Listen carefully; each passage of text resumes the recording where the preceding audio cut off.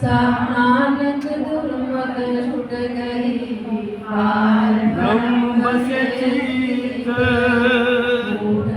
बैठक हर पदो साधु संग पनीत नानक दुर्मत छूट गई पार ब्रह्म बसे वाहिगुरू जी का खालसा वाहिगुरू जी की फतेह। इजाजत जी शब्द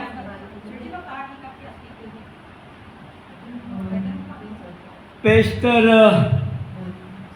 गुरु साहब की बख्शी हुई फतेह सांझी करी जी। वाहिगुरू जी का खालसा वाहिगुरू जी की फतेह। संगत जी दास विदेश मंत्रालय 40 साल नौकरी करके हुण 11 साल हो गए हैं। सारे हिंदुस्तान में मैं गुरु साहब शब्द कथा कीर्तन की सेवा लै रहे हैं। मैं जगह जगह गुरुद्वारा जाके जुड़ता हाँ तो अगे बढ़ के एक दो शब्द की सेवा ले लेना हाँ और उसमें फिर यूट्यूब फेसबुक के पा के प्रचार जिन्हों को प्रचार महाराज ने हुक्म किया है करी जा रहे हैं। कोशिश यही है कि सारी गुरसिख परिवारों पंजाबी परिवारों गुरु ग्रंथ साहब जी नाल जोड़िए ताकि जो अनमोल खजाना गुरु साहब साड़ी झोली में पा गए हैं उदा ज्ञान हर कोई लवे ताकि गुरु नानक देव पातशाह का चलाया यह सिख पंथ चढ़ती कला में रवे और गुरु गोबिंद सिंह पातशाह जी ने जो फिर खालसा पंथ सजाया उसकी चढ़ती कला होवे। यही उपराला रहिंदा है कि सारी संगत नूं वध तो वध गुरु ग्रंथ साहब नाल जोड़िया जाए और जो गुरु गोबिंद सिंह पातशाह खालसा पंथ तैयार कर गए हैं बाणी ते बाणे दे धारनी आपां बनीए।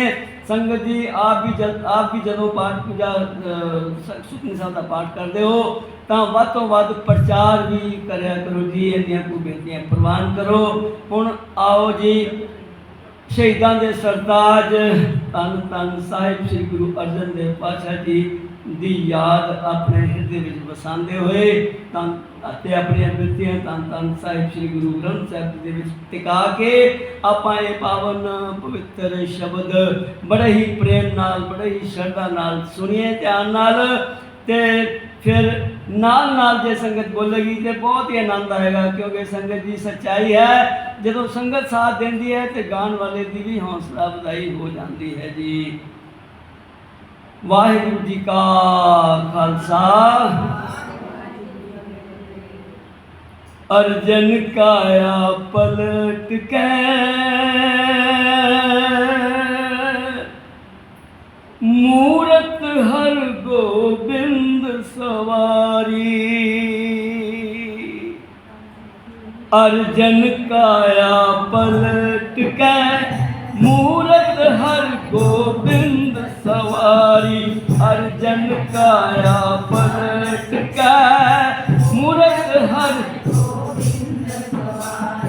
अर्जन काया पलट के मूरत हर गोबिंद सवारी।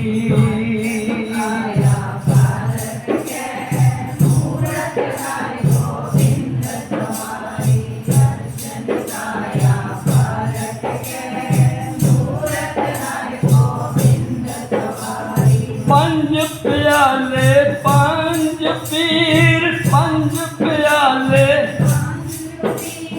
पंज प्याले पंज पीर छठम पीर बैठा गुरबारी।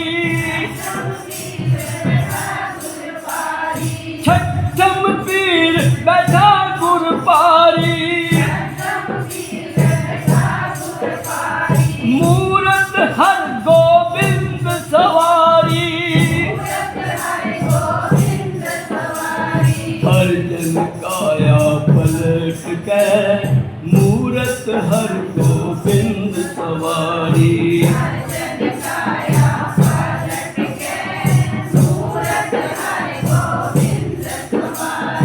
अर्जन काया पलट के मूरत हर। ए संगत जी पिंड केड़ा जी खैराबाद। पिंड खैराबाद ਰੋਪੜ ਮੈਂ ਸੰਗਤ ਜੀ ਮੇਨ ਰੋਡ ਤੇ ਜਾ ਰਿਹਾ ਸਾਂ ਤੇ ਆਵਾਜ਼ ਆਈ ਤੇ ਮੈਂ ਗਲੀਆਂ ਤੋਂ ਲੱਭਦਾ ਗੁਰਦੁਆਰਾ ਸਾਹਿਬ ਆ ਗਿਆ। ਕਿਉਂ ਜਿੱਥੇ ਗੁਰੂ ਦੀ ਬਾਣੀ ਗਾਇਨ ਹੋ ਰਹੀ ਹੈ ਮਨ ਕਰਦਾ ਹੈ ਕਿ ਸੰਗਤ ਵਿੱਚ ਬੈਠ ਕੇ ਲਾਹਾ ਲਈਏ।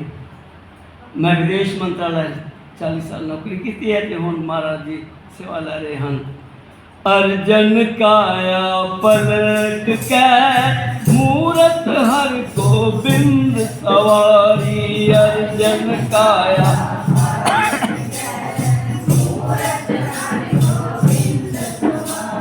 चली पीढ़ी सोनिया, चली पीढ़ी सोनिया।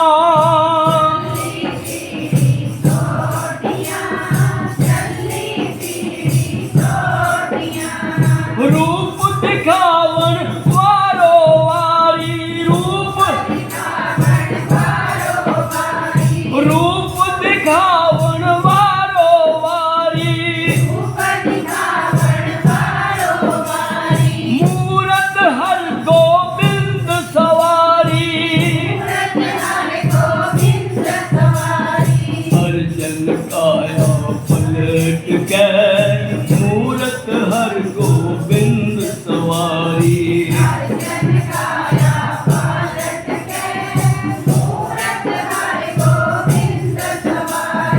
अर्जन काया पलट के मूरत हर गोबिंद सवारी।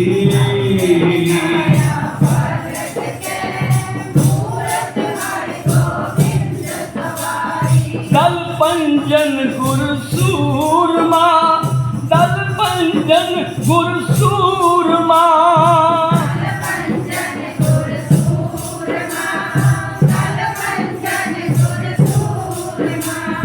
वड जोधा बहु पर उपकारी, वड जोधा बहु पर उपकारी। मूरत हर गोबिंद सवारी। अर्जन काया पलट के मूरत हर गोबिंद सवारी।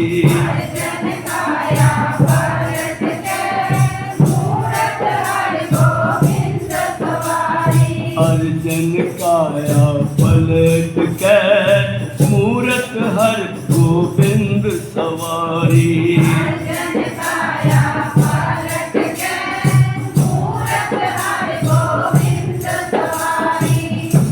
पुच्छन सिख अरदास कर, पुच्छन सिख अरदास कर।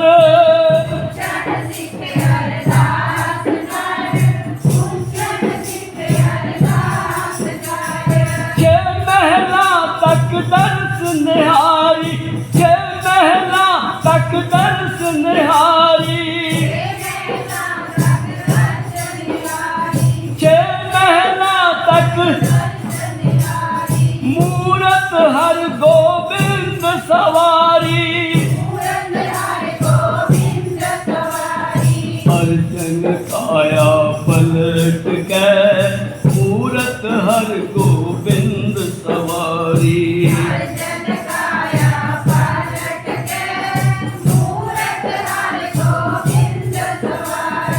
अर्जन काया पलट के मूरत हर गोबिंद सवारी।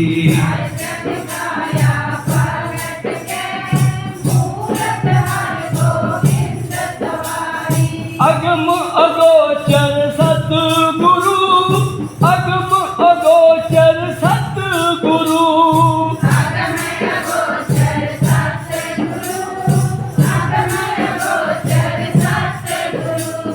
बोले मुख ते सुनो संसारी, बोले मुख ते सुनो संसारी।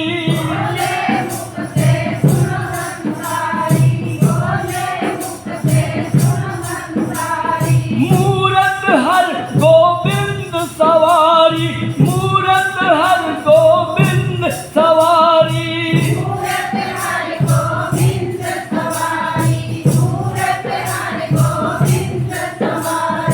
अर्जन काया पलट के मूरत हर गोबिंद सवारी। अर्जन काया पलट के मूरत हर गोविंद सवारी। अर्जन काया पलट के मूरत हर गोबिंद सवारी।